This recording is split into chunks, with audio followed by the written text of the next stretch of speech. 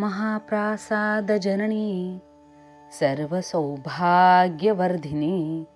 आधिव्याधी हरा नित्यं तुलसीत्वं नमोस्तुते। श्रोते हो नमस्कार, मी सौ मोहिनी संदीप जोशी तुम्हा सर्वांचं स्वागत करते आपल्या आवडत्या गुरुकृपा भक्ती संगम या यूट्यूब चॅनलवरती। दिवाळी झाल्यानंतर कार्तिकी द्वादशीपासून तुलसी विवाह करण्यास प्रारंभ होतो। पूजेचा विधी, मुहूर्त व संपूर्ण माहिती जाणून घेण्यासाठी व्हिडिओ शेवटपर्यंत नक्की पहा आणि चॅनलला लाईक करा, शेअर करा व सबस्क्राईब करायला विसरू नका। तुलसी विवाह कसा करावा, ब्राह्मण बोलावणे, तयारी करणे हे सगळं अवघड वाटतं।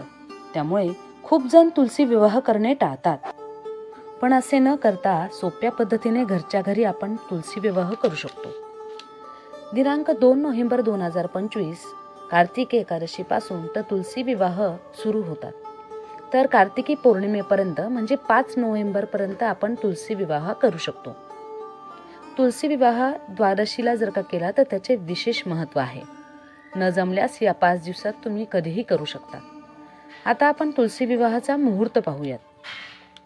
तुलसी विवाह हा गोरज मुहूर्तावरती करायचा असतो, म्हणजे संध्याकाळच्या वेळेला सायंकाळी 6 वाजेपासून ते 9 वाजेपर्यंत आपण हा करू शकतो।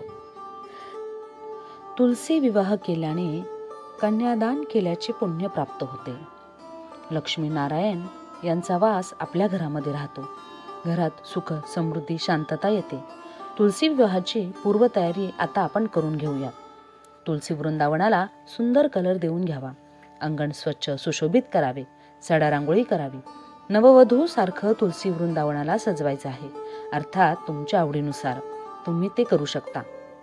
त्यावर राधा दामोदर सुप्रसन्न असं लिहावं। पूजेला लागणारे साहित्य आता आपण पाहूयात। तुळशीची कुंडी, देवघरातील बाळकृष्ण किंवा शाळीग्राम, अंतरपाठासाठी कोरे पांढरे कापड व त्यावरती मध्यभागी कुंकवाने स्वस्तिक काढलेले असावे। 5 ऊस, 1 चौरंग आणि 1 पाट, पंचामृत 2 वाटीमध्ये घ्यावे। 2 ग्लास भरून शुद्ध पाणी घ्यावे। 2 पळी, ताम्हण, प्लेट, हळदी, कुंकू, अष्टगंध, अक्षदा, नैवेद्यासाठी गुळ खोबरे, खडी साखर व गोड पदार्थ, धूप, दीप, देव पुसण्याचे व हात पुसण्याचे कापड, अत्तर, विड्याची पाने, सुपारी 3 नग, सुट्टे पैसे इत्यादी सौभाग्याचे वायन सामान तुळशीसाठी हे सर्व वायन आपल्याला घ्यायचे आहे। पूजेचा विधी आता आपण पाहूया। तुळशी वृंदावनावरती सजवून त्याला 4 ऊसाचा मांडव करावा व तुळशी मागे 1 ऊस मामा म्हणून उभा करावा। मांडव न जमल्यास 1 तरी ऊस तुळशीच्या मागे ठेवावा।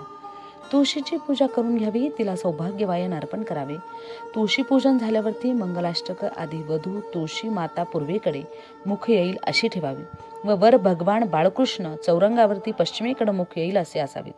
मंगलाष्टके झाल्यावरती श्री बाळकृष्णांना व तुळशी मातेला हार अर्पण करायचा आहे। त्यानंतर भगवान बाळकृष्ण तुळशीच्या कुंडीमध्ये काही वेळ ठेवायचे आहेत व नंतर आरती करायची आहे व अर्पण केलेला गोड पदार्थ प्रसाद म्हणून वाटायचा आहे। पूजनानंतर अर्पण पडलेल्या अक्षरा जमा करून व्यवस्थित निर्माल्यात टाकाव्यात।